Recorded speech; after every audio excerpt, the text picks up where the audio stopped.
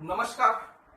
Somesh घितोड़े classes में एक बार पुनः आप लोग का स्वागत है। मैं सोमेश कुमार घितोड़े एमएससी में BEd CG SET qualified, CG TET qualified, CGPSC mains 5 बार दिया है और अभी सीजीपीएससी मेंस 2019 के लिए भी क्वालिफाइड हुआ। एक बार मैंने रेलवे का एनटीपीसी ग्रेजुएशन लेवल का मेंस भी दिया है। सीजी व्यापम के जरिए स्कूल एजुकेशन डिपार्टमेंट में लेक्चरर मेंस के पोस्ट पर मैं सेलेक्टेड हूँ और अभी वर्तमान में सीजी व्यापम के जरिए ही हायर एजुकेशन डिपार्टमेंट में गवर्नमेंट कॉलेज में लैब टेक्नीशियन के पोस्ट पर पोस्टेड हूँ। इस प्रकार कुछ प्रतियोगी परीक्षाओं का अनुभव है जिसके आधार पर मैंने यह वीडियो बनाने का प्रयास किया है। आशा करता हूँ कि वीडियो लेक्चर आपको मार्गदर्शन प्रदान करेगा। मैंने छत्तीसगढ़ के अलग अलग टॉपिक पर बहुत सारे वीडियो अपलोड किए हुए हैं जिसका लिंक मैंने डिस्क्रिप्शन बॉक्स पर दिया हुआ है, आप उन्हें देख सकते हैं और पसंद आए तो जरूर लाइक कीजिए, शेयर कीजिए और सब्सक्राइब करें। साथ ही साथ कमेंट करके भी मुझे बताइए कि वीडियो आपको कैसा लगा। मेरा चैनल बिल्कुल फ्री चैनल है तो आप अधिक से अधिक शेयर करें और सब्सक्राइब करें। मैंने डेली करंट अफेयर्स और नोट्स के लिए टेलीग्राम चैनल भी ओपन किया है जिसका लिंक भी मैंने डिस्क्रिप्शन बॉक्स पर दिया हुआ है, आप उसे डाउनलोड कर मुझे ज्वाइन कर सकते हैं। आज हम एक नए टॉपिक पर चर्चा करने जा रहे हैं, वो है भारतीय संविधान। भारतीय संविधान का आज पहला पार्ट हम शुरू करने जा रहे हैं जिसमें आज हम देखेंगे कि भारत का संवैधानिक विकास। भारत का संवैधानिक विकास इस टॉपिक पर चर्चा करेंगे। चलिए हम इस वीडियो लेक्चर को प्रारंभ करते हैं। ये जो संविधान का पहला टॉपिक है ये सीजीपीएससी प्री मेंस सभी परीक्षा के लिए बहुत ही महत्वपूर्ण है और मेंस में तो ये पहला ही टॉपिक है भारत का संवैधानिक विकास और इससे प्रश्न अक्सर पूछे जाते हैं। चलिए देखते हैं कि आज इस वीडियो लेक्चर में हम किस किन बिंदुओं पर चर्चा करने जा रहे हैं। भारत का संवैधानिक विकास, इसको हम दो भाग में देखेंगे। पहला है ईस्ट इंडिया कंपनी के अंतर्गत जो सुधार किए गए या एक्ट बनाए गए, और दूसरा है ब्रिटिश क्राउन या ब्रिटिश शासन के अंतर्गत जो सुधार किए गए या कानून बनाए गए उस पर चर्चा करेंगे। साथ ही इसको अतिरिक्त अन्य कुछ बिंदु हैं जिस पर भी हम चर्चा करेंगे। चलिए एक एक करके देखते हैं। सबसे पहले है east India company. East India company के तहत जो जो कानून बने थे उस पर एक नजर डालते हैं जिस पर हम चर्चा करेंगे। Regulating act 1773, east India act 1784, charter act 1793, charter act 1813, charter act 1833 और चार्टर एक्ट 1853। इन सब बिंदुओं पर हम नजर डालेंगे। बहुत ही इंपॉर्टेंट है ये सब चार्टर एक्ट और इसमें क्या क्या प्रावधान किए गए इस पर भी हम अलग अलग वीडियो में देखेंगे। इसके बाद दूसरा पार्ट में हम देखेंगे ब्रिटिश क्राउन या ब्रिटिश गवर्नमेंट की जब सत्ता आती है 1858 में, कंपनी का शासन समाप्त होता है, उसके बाद जो सुधार हुए, जो कानून बने उस पर एक नजर डालेंगे। भारत शासन अधिनियम 1858, भारत परिषद अधिनियम 1861, भारत परिषद अधिनियम 1892, भारत परिषद अधिनियम 1909 जिसे मॉर्लेमेंटो सुधार के नाम से जाना जाता है, भारत शासन अधिनियम 1919 जिसे मोंटेग्यू चेम्सफोर्ड सुधार अधिनियम के नाम से जाना जाता है। उसके बाद है भारत शासन अधिनियम 1935। उसके बाद लास्ट में देखेंगे भारतीय स्वतंत्रता अधिनियम 1947। ये महत्वपूर्ण बिंदु हैं जिस पर हम चर्चा करेंगे कि क्या क्या कानून बने। यही दोनों हमारे लास्ट में बहुत जब भारत का संविधान का निर्माण हुआ तो उसका आधार बने। इसके बाद हम कुछ और बिंदु पर नजर डालेंगे जो कि संवैधानिक प्रक्रिया का एक हिस्सा था। क्रिप्स मिशन 1942, वेवेल योजना 1945, शिमला सम्मेलन 1945, कैबिनेट मिशन 1946। उसके बाद है भारतीय संविधान 1950 में जब लागू हुआ 26 जनवरी 1950 को, उस पर हम परीक्षा की दृष्टि से महत्वपूर्ण बिंदुओं पर नजर डालेंगे। चलिए आज का जो टॉपिक है भारत का संवैधानिक विकास, इस क्रम में आज हम दो एक्ट को देखेंगे। वो है रेगुलेटिंग एक्ट 1773 और ईस्ट इंडिया एक्ट 1784। इन दो बिंदुओं पर हम चर्चा करेंगे। सबसे पहले है रेगुलेटिंग एक्ट 1773। ये एक्ट क्यों लाया गया, किसके लिए लाया गया, ये एक महत्वपूर्ण प्रश्न है।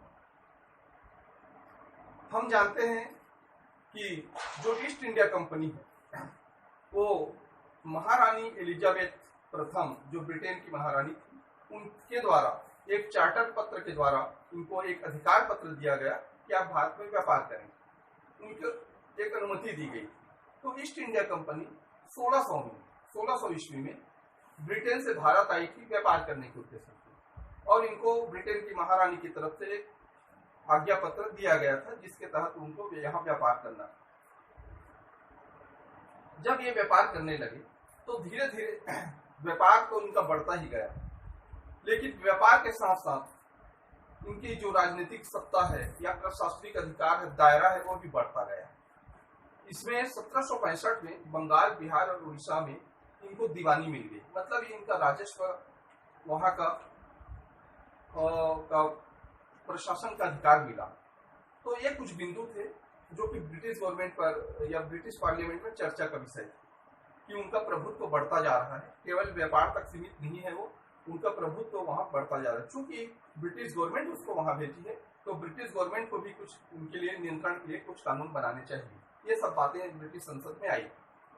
एक और बात थी कि जितने भी कंपनी के कर्मचारी थे वो यहाँ से जब ब्रिटेन जाते थे व्यापार करके तो अथाह संपत्ति लेकर जाते थे, बहुत धनवान बनकर जाते थे। तो ये सब भी देख रहे थे वहां की ब्रिटिश संसद, लोग बाग में इस बात की चर्चा थी कि जितने कंपनी के अधिकारी कर्मचारी हैं बहुत मालामाल होकर आ रहे हैं। तो ये सब बिंदु भी इसका एक हिस्सा था, इसको नियमन करने के लिए, रेगुलेट करने के लिए। साथ ही साथ तत्कालिक कारण में उस समय का यह था कि ईस्ट इंडिया कंपनी ने ब्रिटिश गवर्नमेंट से 1 लाख पाउंड का कर्ज मांगा। 1 लाख पाउंड बहुत बड़ी राशि थी, वो कर्ज मांगा। तो ब्रिटिश संसद में ये सब बिंदु पर चर्चा हुई और एक सहमति बनी, क्यों ना इसके लिए कुछ एक्ट बनाया जाए, कानून बनाया जाए, उनको नियंत्रित करने के लिए, नियमित करने के लिए, रेगुलेट करने के लिए, चलाने के लिए। वो एक मात्र नहीं होना चाहिए कंपनी का शासन उस पर, क्योंकि हमने उसको भेजा है तो हमारा भी उस पर कुछ न कुछ दायित्व बनता है, उस पर प्रशासनिक कंट्रोल करने का।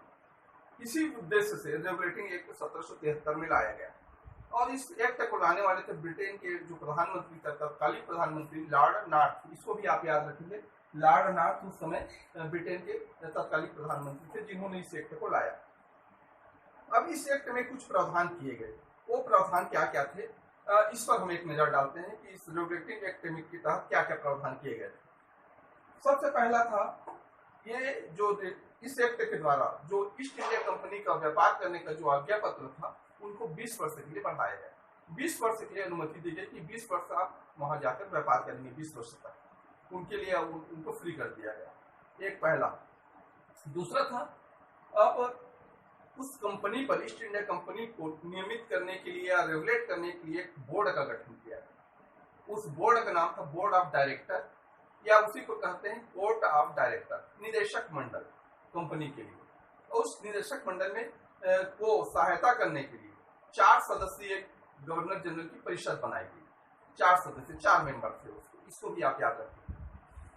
अब यहाँ पर उस समय चूंकि कंपनी गवर्नर नियुक्त करती थी तो बंगाल, मद्रास और बॉम्बे, ये 3 जगह याद रखिए, बंगाल, मद्रास और बॉम्बे, ये 3 जगह उन्होंने गवर्नर नियुक्त कर रखा।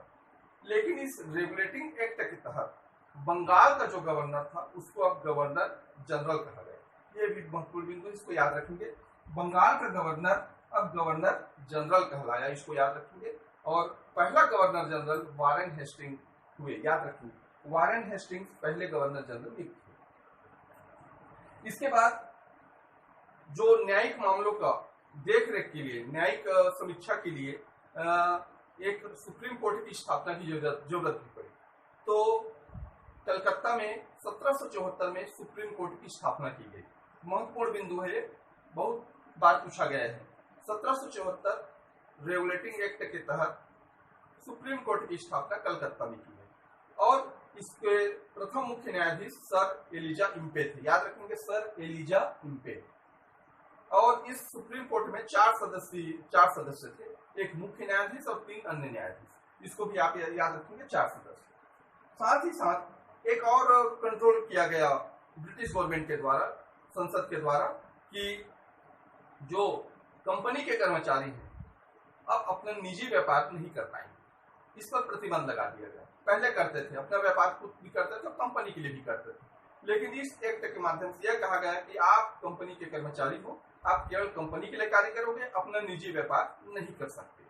साथ ही साथ एक और प्रावधान किया गया कि आप भारतीयों से किसी भी प्रकार का उपहार नहीं लेंगे और न ही किसी प्रकार का रिश्वत की मांग करेंगे। तो ये महत्वपूर्ण एक बंदिश लगा दी गई कंपनी के कर्मचारियों पर। तो इस प्रकार इतने जो प्रावधान थे उस रेगुलेटिंग एक्ट के तहत किए गए और उसको रेगुलेट करने के लिए, उस कंपनी को नियंत्रित करने के लिए किया गया, क्योंकि वो उनका दायरा बढ़ता ही जा रहा था। अब इसके बाद इस एक्ट में इतनी बातें थी और महत्वपूर्ण यह है कि संसदीय नियंत्रण एक प्रकार से अप्रत्यक्ष रूप से यहाँ प्रारंभ हो गया था इस कोड ऑफ डायरेक्टर के कारण। इसके बाद दूसरा महत्वपूर्ण बिंदु है पिट्स इंडिया एक्ट। इस एक्ट पर भी हम चर्चा करते हैं। पिट्स इंडिया एक्ट, उसमें पिट्स ब्रिटेन के प्रधानमंत्री थे, उन्होंने ये एक्ट लाया था और कुछ महत्वपूर्ण बदलाव किए थे। उन्होंने सर्वप्रथम ये किया कि जो कंपनी का प्रशासनिक कार्य था और व्यापारिक कार्य था, इन दोनों को अलग अलग कर दिया, विभाजन कर दिया। इसका प्रशासनिक और राजनीतिक कार्यों का विभाजन, महत्वपूर्ण कार्य। इसमें एक दायित्व दिया गया कि जो प्रशासनिक नियंत्रण करने के लिए एक बोर्ड का गठन किया गया, बोर्ड ऑफ कंट्रोल। याद रखेंगे, महत्वपूर्ण बिंदु है बोर्ड ऑफ कंट्रोल का गठन, जो कि 6 सदस्य होते थे इसमें, और ये सभी ब्रिटिश पार्लियामेंट के होते थे। इसको भी आप याद रखेंगे, ब्रिटिश पार्लियामेंट के सदस्य होते थे, बोर्ड ऑफ कंट्रोल। उसके बाद व्यापारिक नियंत्रण, ये व्यापार का मामला देखते थे, जो कि पहले से था। बोर्ड ऑफ डायरेक्टर या बोर्ड ऑफ डायरेक्टर, निदेशक मंडल जो थे वो पहले से थे व्यापारिक नियंत्रण के लिए, व्यापारिक कामकाज को वो देखते थे, और प्रशासनिक नियंत्रण को बोर्ड ऑफ कंट्रोल की। मतलब ये पावरफुल हो गया। इस बोर्ड ऑफ डायरेक्टर को हर चीज बीओसी को बताना होता था, उससे अनुमति लेना होता था। अब यहाँ पर पहले बोर्ड ऑफ डायरेक्टर में 4 सदस्य होते थे, यहाँ सदस्य संख्या 1 कम कर दी गई, 3 सदस्य रखा गया। अब यहाँ से एक और बात आती है कि इन दोनों के गठन से अब 2 शासन करने वाले हो गए। याद रखेंगे, भारत में 2 प्रकार का शासन चल रहा था, एक बोर्ड ऑफ कंट्रोल के माध्यम से, एक बोर्ड ऑफ डायरेक्टर के माध्यम से या कोर्ट ऑफ डायरेक्टर के माध्यम से। इसी को कहा जाता है द्वैत शासन। याद रखेंगे, द्वैत शासन इसी को कहा जाता है। 2 प्रकार का दोहरा शासन भारत में ब्रिटिश गवर्नमेंट के द्वारा चलाया जा रहा था। अब इस बोर्ड ऑफ कंट्रोल में सबसे ऊपर था हायरार्की। हम देखें यदि पद सोपान, तो बोर्ड ऑफ कंट्रोल टॉप में था, उसके नीचे अंडर में बोर्ड ऑफ डायरेक्टर थे, उसके नीचे में गवर्नर जनरल ऑफ बंगाल थे, गवर्नर जनरल ऑफ बंगाल के नीचे में मद्रास और बंबई के गवर्नर। तो इस प्रकार से ये नीचे से ऊपर के क्रम में जो विचाराधीन बिंदु होते थे या कोई सब्जेक्ट होता था या अनुमति होता था, ये जाता था।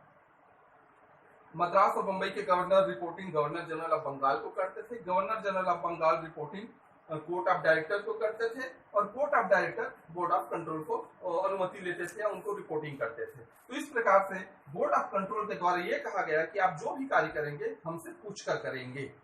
अब हमसे पूछे बिना आप कोई भी कार्य नहीं कर सकते। आप जो भी कार्य करेंगे, कोई नियुक्ति करेंगे, कोई नया व्यापार करेंगे, तो उस सब के लिए हमसे अनुमति लेनी पड़ेगी या हमको अवगत कराना पड़ेगा। इस प्रकार से ये पिट्स इंडिया एक्ट के तहत इस प्रकार का प्रावधान किया गया। इस प्रकार ये जो रेगुलेटिंग एक्ट और पिट्स इंडिया एक्ट, ये जो दो बिंदु पर हम चर्चा किए, आज का वीडियो लेक्चर हम यही समाप्त करते हैं। इसका एक स्क्रीनशॉट आप अवश्य ले लीजिएगा। नेक्स्ट वीडियो में आपसे फिर मिलेंगे, तब तक के लिए नमस्कार।